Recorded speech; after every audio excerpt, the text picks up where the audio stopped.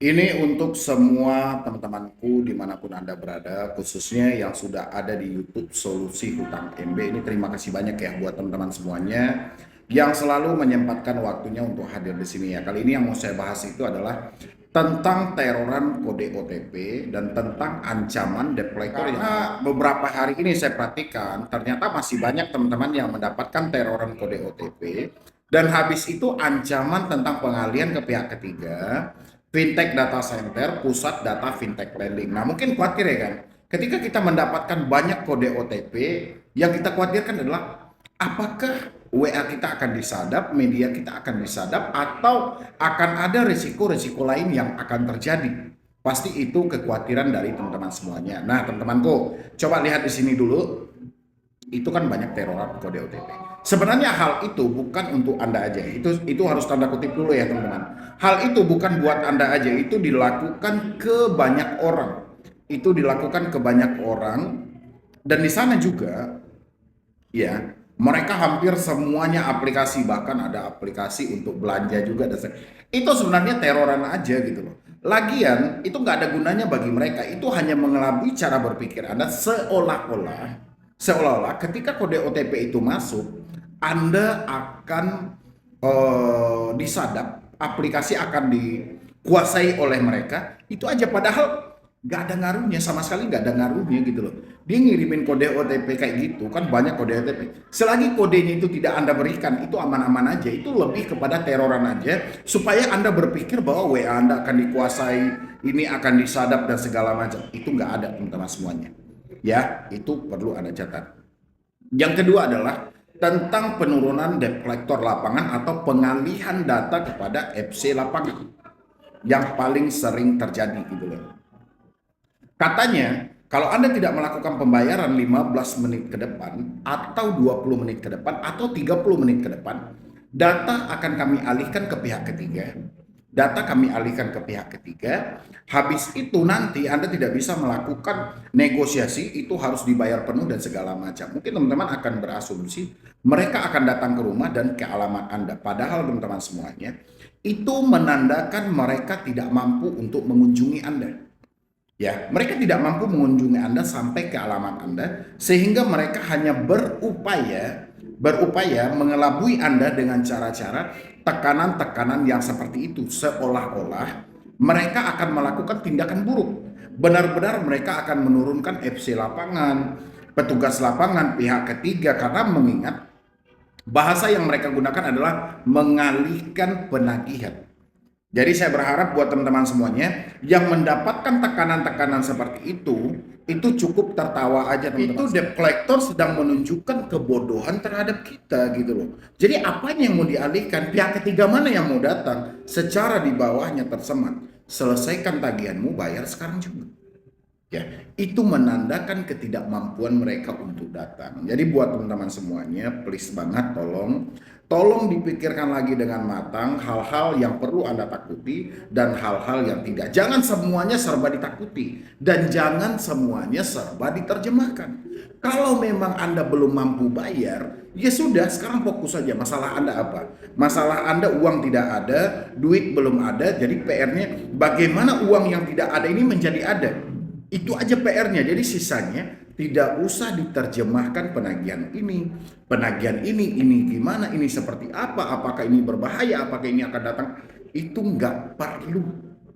Ya, itu ya buat teman-teman semuanya. Jadi sudah saatnya Anda masuk ke jalur Anda lagi gitu loh. Jangan pindah-pindah jalur. Jangan Anda keluar dari jalur yang sebenarnya. Hari ini PR kita cuma satu, kita tidak mampu bayar, bukan tidak mau bayar. Satu-satunya risikonya adalah by checking kalau seandainya nanti Anda akan gagal bayar. Ya, nggak apa-apa. Daripada memfokuskan diri untuk gali lubang tutup lubang, padahal kenyataan kita sudah tidak mampu, kita sudah tidak sanggup. Ini buat teman-temanku semuanya, bahwasanya tidak ada yang perlu teman-teman takuti. Itu yang paling terpenting ya buat teman-teman semuanya. Mungkin dari saya cuma itu aja. Nanti teman-teman semuanya yang mau konsultasi langsung dengan saya bisa di nomor yang tertera di layar Anda buat teman-teman semuanya. Dan jangan lupa juga untuk di like, di share channel ini, karena satu dukungan dari Anda itu sangat berpengaruh buat perkembangan channel ini. Paling tidak channel ini masih masih bisa bertahan dan masih bisa terus memberikan motivasi dan edukasi. Yo, assalamualaikum warahmatullahi wabarakatuh. Selamat sore menjelang malam buat teman-temanku semuanya, khususnya yang sudah ada di YouTube Solusi Hutang MB. Terima kasih banyak ya, Anda menyempatkan waktu terus untuk mendukung channel ini. Kali ini yang mau saya bahas adalah tentang pinjam yuk, Uku, Samir, pinjam duit, habis itu Indosat, Lumbung Dana. Ini adalah 6 pinjol yang hari ini cukup gencar dalam melakukan penagihan dan habis itu menerapkan skema tatpole atau skema kecebong, yang mana ansuran pertama sangatlah besar, bahkan melebihi dari pokok yang ada. Ya, dan itu jaraknya hanya 14 hari. Padahal di dalam aplikasi kita membaca seharusnya itu 100 hari atau 150 hari yang kita lihat, tapi kenyataannya tidak seperti yang kita baca. Fakta berkata lain, 14 hari sekali kita harus membayar, dan ansuran pertamanya nauzubillah banget, dan tidak ada satu usaha pun yang bisa menang kalau hal ini terus diikuti gitu loh.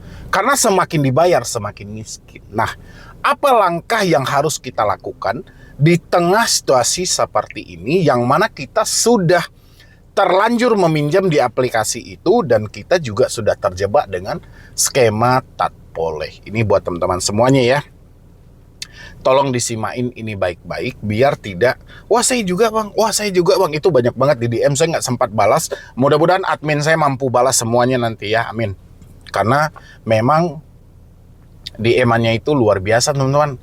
Jadi kalau Anda melihat gitu loh, itu aduh pokoknya ngeri banget deh. Orang yang terjebak pinjol ini bukan 1 atau 2 lagi, tapi jutaan gitu loh. Ya, oke. Tentang skema tatpole. Skema tatpole ini dibolehkan kok, sama OJK dibolehkan. Ya, dulu sempat viral, ada yang melakukan penelitian tentang skema tatpole. Memang skema tatpole ini adalah yang paling memberatkan kita gitu loh. Karena ansuran pertamanya aja sudah segitu. Kita pinjam 1 juta harus dibalikin 1,5 contohnya gitu kan. Ansuran pertama kita harus bayar 1,2. Ansuran kedua dan ketiga itu yang 300.000 dibagi 2.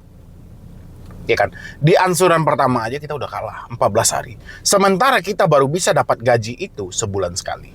Ini yang bikin kita kalah. Nah, langkah yang harus kita lakukan apa? Yang paling pertama itu adalah hubungi pihak aplikasi, teman-teman. Hubungi pihak aplikasi, ajukan keberatan tentang hal ini. Ya, kalau Anda tidak ajukan keberatan, mereka tetap akan menekan hal itu. Pasti Anda akan mendapatkan penolakan dari aplikasi, itu nggak ada masalah. Yang penting Anda sudah mengajukan keberatan tentang skemanya itu. Ya, nanti Anda akan ditolak. Oke, pengaduan Anda juga Anda teruskan kepada Otoritas Jasa Keuangan atau Asosiasi Fintech Penanam Bersama Indonesia. Ya, karena kita tahu nih, tidak ada gaji orang, apalagi dia seorang karyawan, yang nerima gaji 14 hari sekali. Berbeda dengan dia pelaku UMKM ya, yang dia menerima omset setiap hari gitu loh. Tapi kalau dia seorang karyawan yang mengandalkan gaji, ini udah pasti akan kalah. Dan endingnya nanti kalau dia tidak cepat melaporkan hal ini akan terjadi gali lubang tutup lubang. Untuk memenuhi hal itu, karena skema tatpole ini secara tidak langsung selain mengirim angka kemiskinan yang cukup cepat, juga memperlebar hutang kita, memperbanyak hutang kita di tempat-tempat lain gitu loh. Karena skemanya tadi. Ya. Anda laporkan dulu ke pihak aplikasinya, habis itu laporkan ke Otoritas Jasa Keuangan dan ke Asosiasi Fintech Penanam Bersama Indonesia. Nah, habis itu langkah apa yang harus kita lanjutkan lagi? Stop dulu pembayarannya. Stop dulu pembayarannya, teman-teman. Kalau Anda melakukan pembayaran ataupun sampai memperpanjang tenor selama 1 minggu, memperpanjang tenor selama 3 hari, itu kegilaan lagi. Lebih gila lagi daripada skema tatpole ini. Anda melakukan perpanjangan, itu tidak mengurangi hutang sama sekali. Ya, buat teman-teman semuanya. Dan saya bahas juga sedikit tentang yang saya sampaikan tadi. Apakah skema ini diperbolehkan OJK? Boleh, teman-teman. Boleh, asalkan sejak awal ada ketransparanan. Ya, pihak pinjol harus menilai dulu kelayakan, layak atau tidak si debitur ini kita berikan skema yang seperti itu.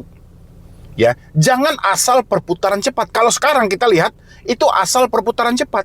Pihak pinjol tidak memperhatikan mampu atau tidaknya si borrower ini gitu loh. Yang dia lihat hanyalah ranking pembayaran Anda tadi hasil dari gali lubang tutup lubang. Jadi secara dari mekanismenya ini sudah salah gitu loh. Transparannya sejak awal tidak ada. Lagian juga mereka juga selalu melakukan penipuan tenor yang mana tulisan tenornya itu saya pernah lihat di UATAS. Di UATAS saya pernah lihat itu gitu loh. Ya, bahkan saya juga peminjamnya gitu loh. Dan di sana itu 100 hari sampai 150 hari. Begitu saya pinjam, ya, itu ternyata 14 hari. Ya, habis itu Singa ID juga hampir sama.